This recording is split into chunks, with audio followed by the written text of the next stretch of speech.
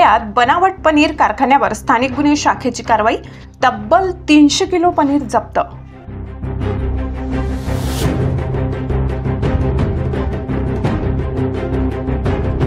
आगामी धार्मिक उत्सव व सणाच्या पार्श्वभूमीवर बनावट पनीर जप्तीने खळबळ।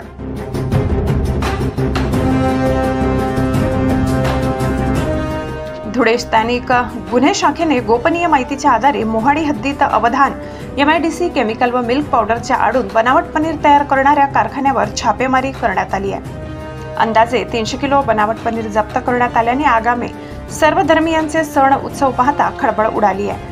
दूध व दुग्धजन्य पदार्थ, खवा, मावा यांच्यात भेसळ होत असल्याची माहिती स्थानिक गुन्हे अन्वेषण शाखेचे पोलीस निरीक्षक श्रीराम पवार यांना कळताच जिल्हा पोलीस अधीक्षक श्रीकांत धिवरे यांच्या मार्गदर्शनाखाली अवधान MIDCत छापा टाकून 300 किलो बनावट पनीर जप्त करण्यात आले।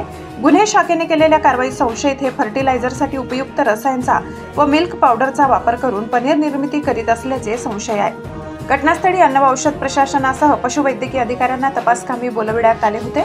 अन्न व प्रशासनाने जप्त पनीरचे सॅम्पल पुढील तपासणीसाठी पाठविले असून त्यात हानिकारक रसायन आढळल्यास संबंधित आरोपींवर गुन्हे दाखल करण्यात येईल। दरम्यान राज्याचे उपमुख्यमंत्री अजितदादा पवार यांनी बनावट पनीर संदर्भात ठोस उपाययोजना करण्याचे अन्न व औषध प्रशासनाला निर्देश दिले।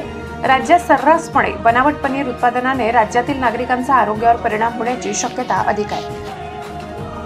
MIDC येथे M ब्लॉक परिसरामध्ये एका पत्र्याच्या शेडमध्ये बनावट पनीर बनवण्याचा कारखाना सुरू असल्याची गोपनीय माहिती मिळाली होती। स्पॉटवर जाऊन खात्री केली असता त्या ठिकाणी मशिनरीज, दूध, त्याच्यानंतर त्यांनी बनावट पनीर बनवण्यासाठी जे मटेरियल आहे त्याच्यात केमिकलचे ड्रम्स, त्याच्यानंतर पावडर वगैरे तिथं मिळून आले।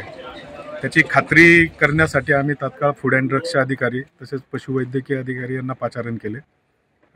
फूड अँड ड्रग्सच्या अधिकाऱ्याने त्या ठिकाणी त्याचे सॅम्पल वगैरे घेतलेले आहेत। लॅबोरेटरीमध्ये चेक केल्यानंतर पुढील कारवाई करण्यात येईल। भीमज्योत न्यूज संचालक सुनील भीमराव वाघ।